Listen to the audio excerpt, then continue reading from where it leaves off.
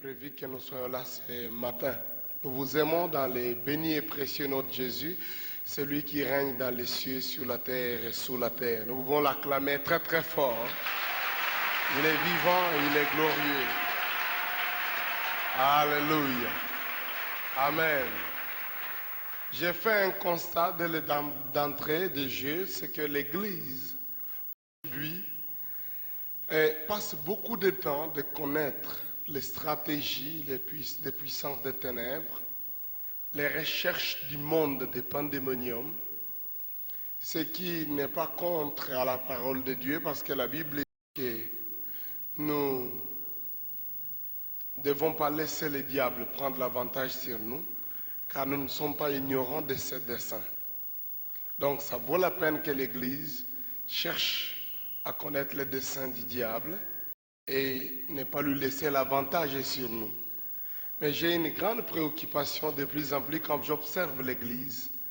Je me dis, il y a maintenant beaucoup de connaissances dans le milieu des chrétiens sur les classifications du monde des ténèbres, les puissants des ténèbres et tout ce qu'ils peuvent faire, les dégâts, qu'il y a de moins en moins de connaissances sur le Saint-Esprit.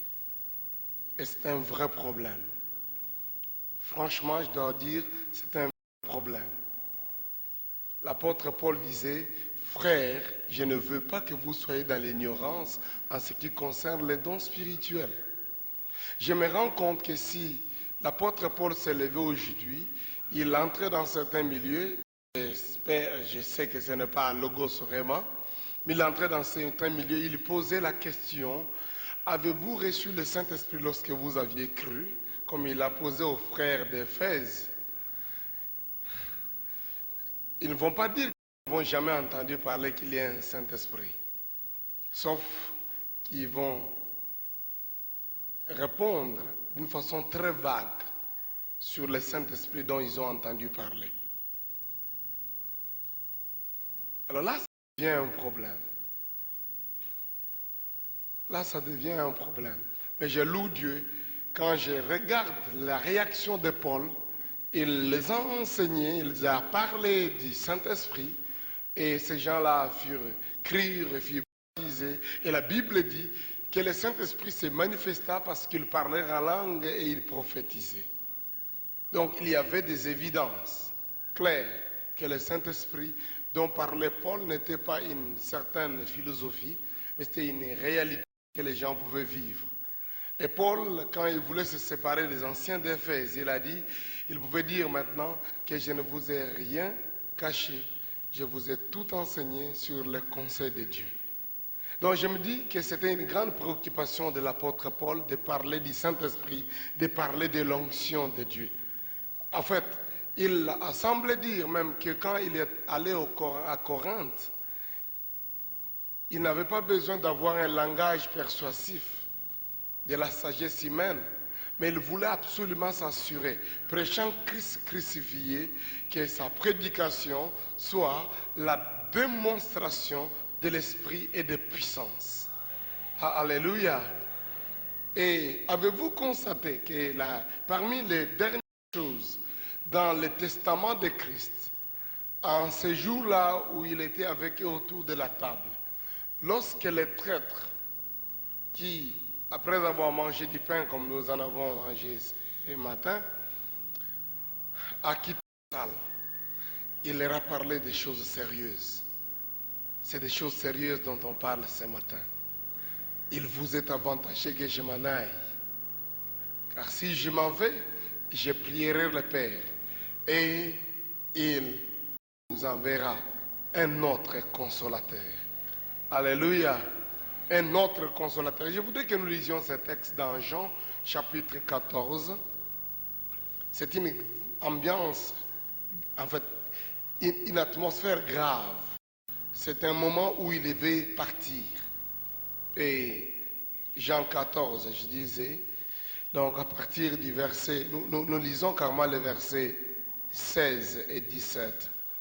Et après nous prendrons quelques autres textes encore. Donc il dit, moi je prierai le Père Et il vous donnera un autre consolateur afin qu'il demeure éternellement en vous, l'esprit de vérité que le monde ne peut recevoir parce qu'il ne le voit point et ne le connaît point. Mais vous, vous le connaissez car il demeure avec vous et il sera en vous. Je ne vous laisserai pas orphelins, je viendrai à vous. Au chapitre 16, il reprend les choses. En fait, c'est là où il précise au verset 5. Maintenant, je m'en vais vers celui qui m'a envoyé. Aucun de vous ne me demande où vas-tu. Mais parce que je vous ai dit ces choses, la tristesse a rempli votre cœur. Cependant, je vous dis la vérité. Il vous est avantageux que je m'en aille, car si je ne m'en vais pas, le consolateur ne viendra pas vers vous. Mais si je m'en vais, je vous l'enverrai. Et quand il sera venu, il convaincra le monde en ce qui concerne le péché, la justice et le jugement. En ce qui concerne le péché, parce qu'il ne croit pas en moi. La justice, parce que je vais au Père et que vous ne me verrez plus. Et le jugement, parce que le prince de ce monde est jugé. J'ai encore beaucoup de choses à vous dire, mais vous ne pouvez pas les porter maintenant. Quand le consolateur sera venu, l'esprit de vérité, il vous conduira dans toute la vérité, car il ne parlera pas de lui-même, mais il dira tout ce qu'il aura entendu et il vous annoncera les choses à venir. Il me glorifiera parce qu'il prendra ce qui est à moi et vous l'annoncera. Tout ce que le Père a est à moi. C'est pourquoi j'ai dit qu'il prendra ce qui est à moi et qu'il vous l'annoncera. Alléluia. La fête venait de s'arrêter. Ils ont mangé du pain, ils se sont réjouis et Jésus a prononcé des paroles graves de la trahison et qui sera suivie de l'arrestation et les sacrifices qu'il va connaître, le supplice qu'il va avoir, l'ignominie qui va s'en suivre. Et curieusement, il termine par dire, je vais au Père. Je vais au Père. Il avait déjà précisé que cela se ferait après la résurrection, 3 jours après. Mais il a dit aux disciples qu'il allait. Supposez que ces disciples qui se retrouvaient là avaient des gens qui avaient formé tous les projets de leur vie et cela était correct par rapport à cet homme qu'ils ont suivi. Et que maintenant, le type est en train de leur dire qu'il part très tôt, très jeune. Ils n'ont pas encore fait toutes en fait, il n'a pas encore rendu chacun d'eux ce que chacun attendait. Donc l'expectative de chacun tentait d'échouer. Et la Bible dit qu'ils étaient tristes. Non seulement tristes par rapport à ce qu'ils avaient voulu devenir.